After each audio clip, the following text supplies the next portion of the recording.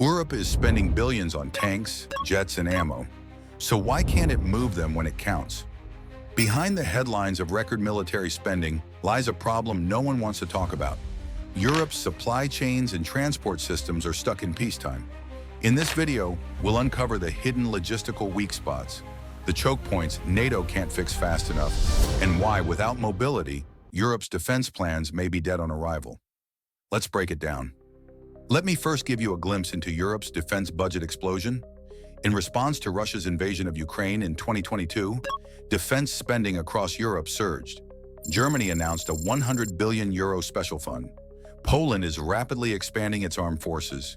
Nordic and Baltic countries are increasing procurement at record rates. At the June 2025 NATO summit in The Hague, member nations took it further, adopting a new defense spending target of 5% of GDP by 2035. That includes 3.5% for military capabilities and 1.5% for infrastructure, cyber defense, and counterterrorism. The move reflects rising global tensions and pressure from former U.S. President Donald Trump, who warned that future U.S. support hinges on stronger allied contributions. While countries like the UK and Poland backed the target, Spain opted out, citing incompatibility with its welfare priorities and securing an exemption to stay at 2.1%. Yet as military inventories grow, the infrastructure required to transport them, rail, roads, depots, border clearance systems, has not kept pace. Strategic movement remains fragmented, and much of Europe's military equipment is still stuck behind legacy systems that were never designed for rapid deployment across multiple countries. Now, I bet you're wondering, if budgets are up, what's the holdup? The war in Ukraine has exposed a critical vulnerability: Europe's inability to sustain high-volume artillery warfare. Ukrainian forces were often firing thousands of shells per day, outpacing the combined production of Europe's defense industry. Most ammunition plants in Europe were built decades ago. Production lines are limited, modernization is ongoing, and timelines to scale up range from 18 months to several years.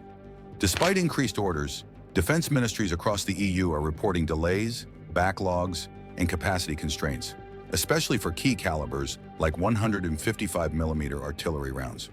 Here's the part no one talks about: the hidden fragility inside Europe's military logistics. After the Cold War, European defense policy shifted toward peacekeeping and diplomacy. As a result, procurement systems were optimized for cost efficiency, not resilience.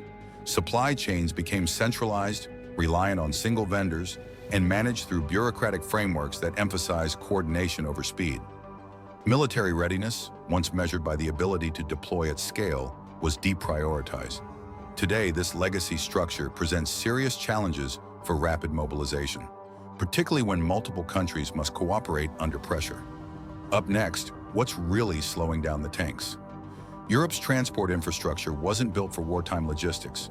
Rail gauges differ between countries, requiring cargo transfers at borders.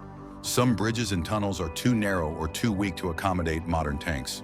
Permits for oversized military transport can take weeks to process, even between NATO allies. Exercises simulating large-scale troop movements have revealed choke points and significant coordination delays. Despite EU funding for military mobility projects, progress has been slow. According to recent data, a majority of NATO's infrastructure mobility targets remain unmet. Now let's take a closer look at why the US is still carrying the logistical load, and why that's a problem for Europe.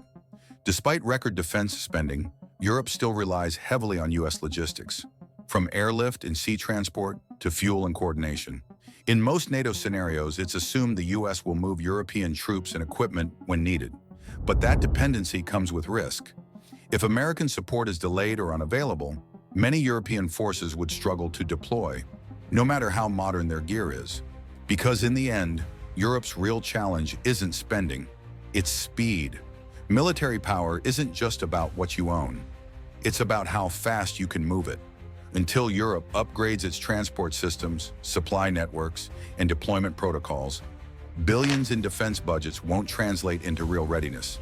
Spending billions means nothing if you can't move fast. Want more breakdowns like this? Hit subscribe and drop a comment below. See you in the next one.